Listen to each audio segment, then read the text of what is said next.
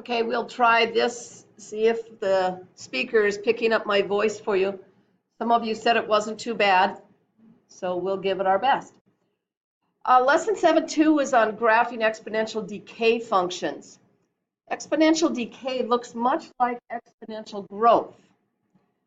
Okay, the difference is the base.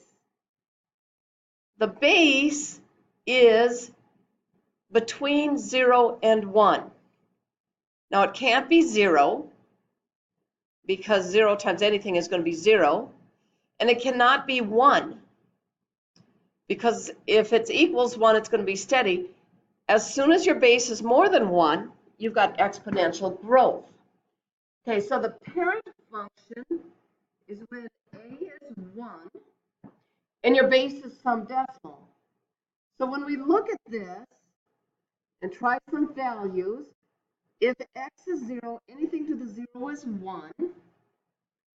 When x is 1, you're going to get your base, which is a fraction, so you're going to have some number here that is 1b. And if you put in -1, you get the reciprocal. Well, when your number is between 0 and 1, the reciprocal is going to be more than 1.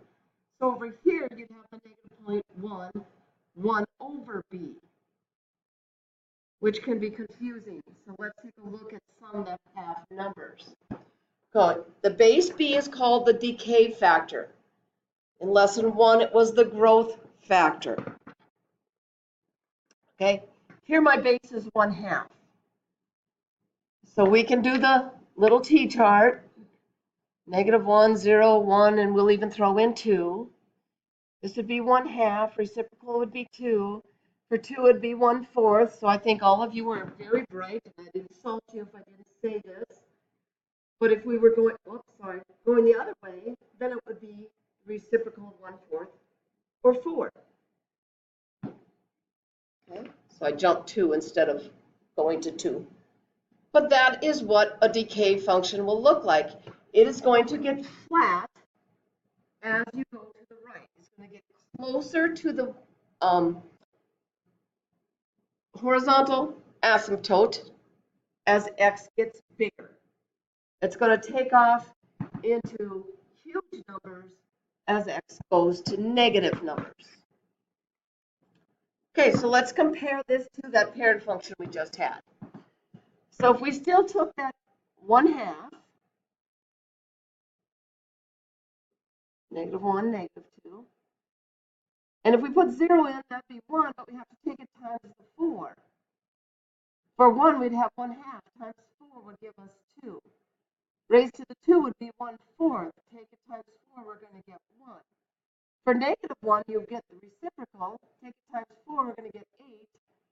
And this is going to get to be way up to 16, so we're not going to even be able to graph it on this. So -1, 8, 0, 4, 1, 2, 2, 1. And what did that 4 do? Okay, the 4 did not shift it right or left. It gave us a vertical stretch. Okay, it stretched it vertically, excuse me. It's going to pull it so it goes up faster.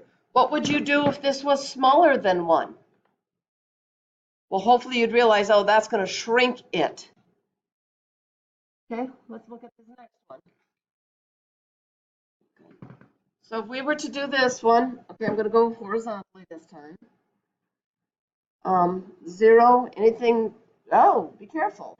1, 2, 3. When we put 3 in for x, we're going to get to the 0. So this is going to be 3 times 1. If we put in 2, we're going to have 3/4 to the -1. So that's going to reciprocal it. I need some space. Okay, we'll put it here. Hopefully, it does that to me. Okay, so if we put 2 in, we're going to have 3 times 3/4 to the -1. So that's going to be 3 times 4/3. That's going to give us 4. Okay, if we put in 1, we're going to have 3 times 3/4 to the negative 2. So that'd be 3 times 16/9. The 3's will cancel. We'll have 16/3, 5 1/3. If I put in 0, I'm going to have 3 times 3/4 to the negative 3, which would be 3/4. 3 times 64 over 27. That's going to be 64 over 9, which is just over 7. Let's take a look at what that does. Okay, so 0 is going to be just over 7. Okay, 1 is 16/3, which is 5 1/3. 2 is 4. 3 is 1. What happens as we go further to the right if we put in 4 for x? Well, now we got 3 times 3/4 to the 1. So that's 9/4, 2 1/4. What's happening? What did that minus 3 do? Well, what I need you to start realizing is when you are taking your a times 1, right here, that is where your turning point is, the critical point we look for. So this did a horizontal shift. And because it changed x before you use it, it's going the opposite direction of what you think. So the minus is going to make it go right. If it was a plus, it would go left. Okay, the 3 still did a vertical stretch. The 3/4 is a bigger number, so it's not going to be as, it's closer to 1, so it's not going to be doing near as much as the 1/2 did. If you saw 1/4, it would really jump fast. So the closer it is to 1, the flatter it's going to be. The closer it is to 0, the steeper it will be, your base. Okay, so what's this negative 2 going to do? What's this plus 3 going to do? And I think you've seen the experiences from other functions. Okay, I'm going to go this way again. Okay, x is the exponent, doesn't have other stuff to it, so we're going to just stick to these main numbers that we use most of the time. So anything to the 0 is 1, so this is negative 2 times 1 plus 3 is going to be 1. So 0, 1. Okay? For 1, we're going to have negative 2 times 3/4 plus 3. Okay, so that would be negative 3/2 plus 3. That's going to be positive 3/2. So when we have 1, we're at positive 3/2, 1 1/2. Okay, what's the 2 do? So it's going to be negative 2 times 9/16 plus 3. So that's going to be negative 9/8 plus 3. That's really close to 2. That's going to be 1 7/8. You can check my math. Almost 2.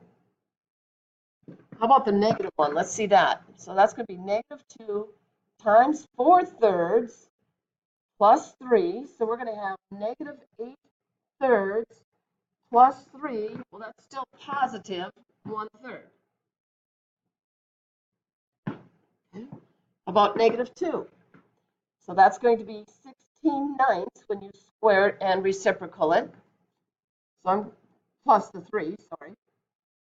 So we're going to have negative 32 over 9 plus 3. So that's going to be negative 5/9. Okay. So what's happening? Okay. Well, what I want you to realize is the negative 2 is going to flip it over. Flip it over the x-axis. Okay, so that's a vertical flip. What's the plus 3 do? That's a vertical shift. It's going up 3 because after you've done all the other work, you add 3 to it, so you lift it up. If we didn't have the plus 3, it would be down here, wouldn't it? I'll get this figured out. it's going to be down this way. But the plus 3 lifted it all up 3. Okay. So here we go. What do the different changes to the paired function do to the graph of the exponential decay? Okay.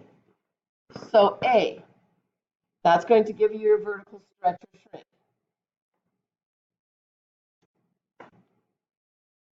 It also, I gotta spell it right. It also might flip it over. Okay, B is your base. That's going to tell you how fast it's changing. Okay, C is going to be a horizontal shift. Okay, and D is going to be the vertical shift. Okay, remember C is the opposite of what you expect. This one is as you expect. It's normal. All right, so could you write the functions? Well, let's look at the red one first. It's on the positive side.